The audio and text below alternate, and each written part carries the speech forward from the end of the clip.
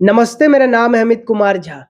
हफ्तों से उपराष्ट्रपति के नाम पर जो उठापटक चल रही थी मीडिया में और आम जनता में भी कि कौन बनेगा, तो कल देर रात जेपी नड्डा ने सारे सस्पेंस को खत्म किया और घोषणा की कि सीपी राधाकृष्णन, जो वर्तमान में महाराष्ट्र के राज्यपाल भी हैं, वही होंगे एनडीए के तरफ से उपराष्ट्रपति उम्मीदवार, या कह सकते हैं कि भावी उपराष्ट्रपति वही होने वाले हैं। लेकिन सिर्फ इस एक फैसले से कैसे प्रधानमंत्री मोदी ने दक्षिण पर निशाना साधा और इसके साथ साथ इंडी गठबंधन में भी मचा दी है हलचल, तो पूरी बात क्या है अब जरा जान लेते हैं। तो सीपी राधाकृष्णन का जन्म तमिलनाडु में हुआ और वो तमिलनाडु के पश्चिमी हिस्से, जिसे कोंगू नाडु भी कहते हैं, उसके गोंडर समुदाय से आते हैं। और ये गोंडर समुदाय वहाँ का बहुत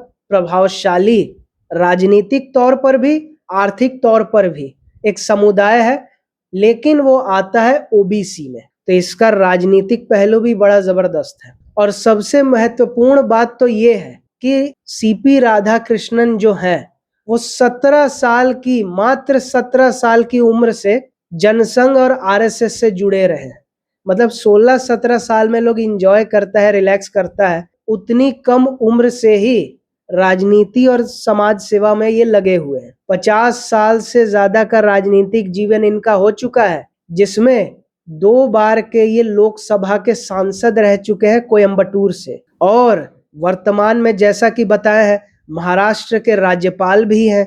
इससे पहले कई अन्य राज्यों के भी ये राज्यपाल रह चुके हैं और 2004 से लेकर 9 तक तमिलनाडु के भाजपा अध्यक्ष भी रह चुके हैं, जिस दौरान लगभग 19,000 किलोमीटर तक की रथ यात्रा निकाली इन्होंने, जिसमें नदियों को जोड़ने का मुद्दा उठाया, छुआछूत को कैसे खत्म करे इसका मुद्दा उठाया, आतंकवाद को जड़ से कैसे समाप्त करे इसका मुद्दा उठाया।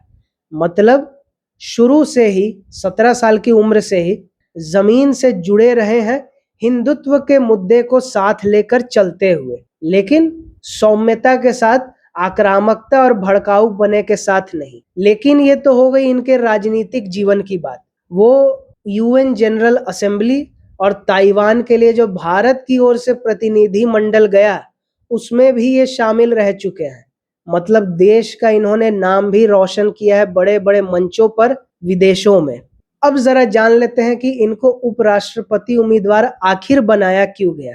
तो जैसा कि बताएं, गोंडर समुदाय से आते हैं, बहुत प्रभावशाली है कोंगू नाडु जो एरिया है तमिलनाडु का, उसमें तो डीएमके और एआईएडीएमके और कुछ हद तक बीजेपी, इन तीनों का कोशिश रहता है कि ज्यादा से ज्यादा पकड़ बनाई जाए इस समुदाय के बीच, इस एरिया में। तो अन्ना मलाई इसी गोंडर समुदाय से आते हैं। अब इनको क्योंकि भाजपा अध्यक्ष से हटा दिया गया, दूसरे व्यक्ति को बनाया गया, तो इस वजह से गोंडर समुदाय के बीच नाराजगी बढ़ रही थी। बीजेपी जो लग रहा था एज पर है, बढ़ते तरफ में है, वो नीचे जा रहा था। और इसी वजह से एआईएडीएमके वाले पलानी स्वामी कह रहे थे कि हाँ बीजेपी के साथ गठबंधन है, ठीक है, लेकिन अकेले ही हम सरकार बनाएंगे, बीजेपी को कोई मंत्रालय कुछ नहीं देंगे। अब इस फैसले के बाद गोंडर समुदाय के लोगों में खुशी नजर आ रही है, कुछ माहौल बदलता नजर आ रहा है भाजपा के पक्ष में। और जो ये एआईएडीएमके वाले ब्लैकमेल कर रहे थे, धमकी दे रहे थे कि गठबंधन में है, ठीक है, साथ नहीं लेंगे सरकार के अंदर में, अब कह रहे हैं वही पलानी स्वामी बड़ा ही अच्छा फैसला है, तमिलनाडु की अस्मिता को और बढ़ाने वाला फैसला है।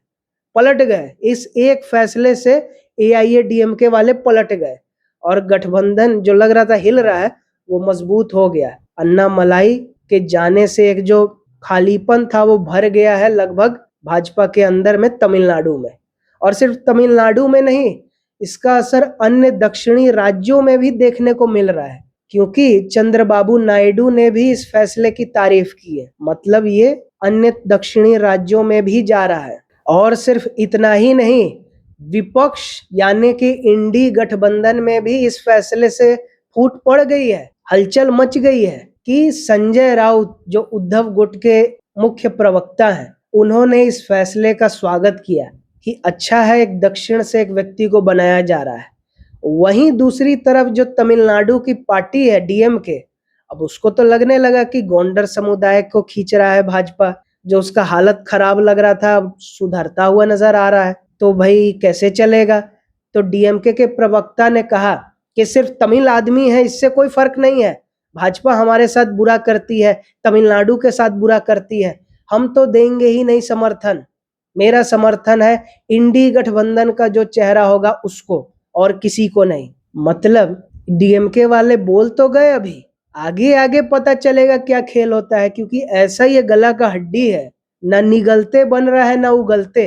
अगर समर्थन कर दिया तो इंडी गठबंधन में टूट, और नहीं किया तो तमिल अस्मिता जिसको लेकर ये विपक्षी पार्टियां, खासकर डीएमके, जो ये भाषा संस्कृति के नाम पर जो नफरत के बीज बोता है ये लोग, कि हम लोग अच्छे हैं, उत्तर वाला बुरा है, तमिल अच्छा है, बाकी दक्षिणी भाषा अच्छा है, हिंदी खराब है, उत्तर भारतीय लोग खराब है। विरोध करने से ये तो चलेगा नहीं, क्योंकि जब तमिलनाडु का एक व्यक्ति उपराष्ट्रपति बनने जा रहा है, जो कि राज्यसभा का मेन चेयरमैन होगा, सभापति होगा, इतना बड़ा पद मिल रहा है, उसका तुम विरोध करोगे तो कहाँ गई तमिल अस्मिता।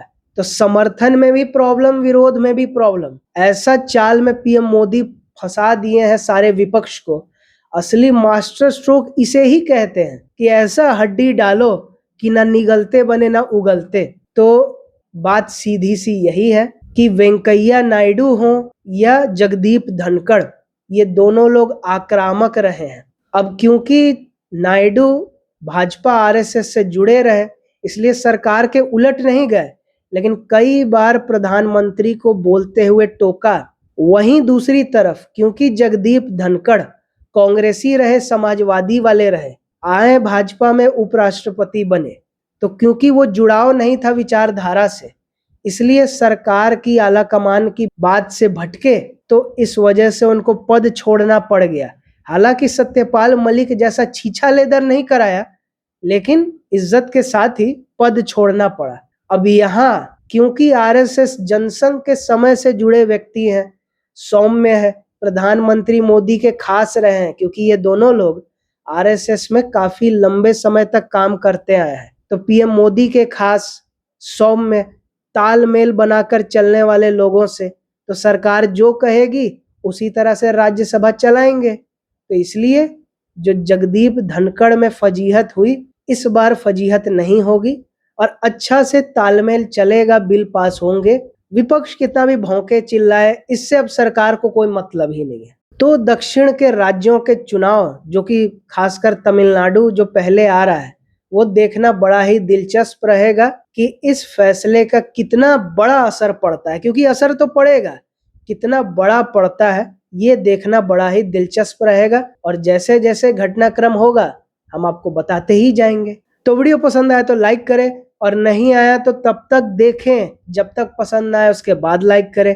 वीडियो ज़्यादा से ज़्यादा लोगों तक शेयर करें ताकि उनको पता चले कि कैसे एक उपराष्ट्रपति उम्मीदवार की घोषणा से ही दक्षिण भी सध रहा है और इंडी गठबंधन में हलचल भी मच रहा है। और कमेंट करके ये बताएं कि वीडियो आपको कैसा लगा, आगे किस विषय पे देखना चाहेंगे, और सब्सक्राइब करके द अवेयर आर्मी का हिस्सा बने, ताकि टॉपिक कोई भी हो, खबर कोई भी हो, सही जानकारी के साथ सही विश्लेषण यहीं जानने और समझने को मिलेगा, बाकी और कहीं नहीं। और आप मेरे इंस्टाग्राम चैनल को भी फॉलो कर सकते हैं, जो आपको दिख रहा होगा अपने स्क्रीन पर। और वीडियो देखने के लिए बहुत धन्यवाद।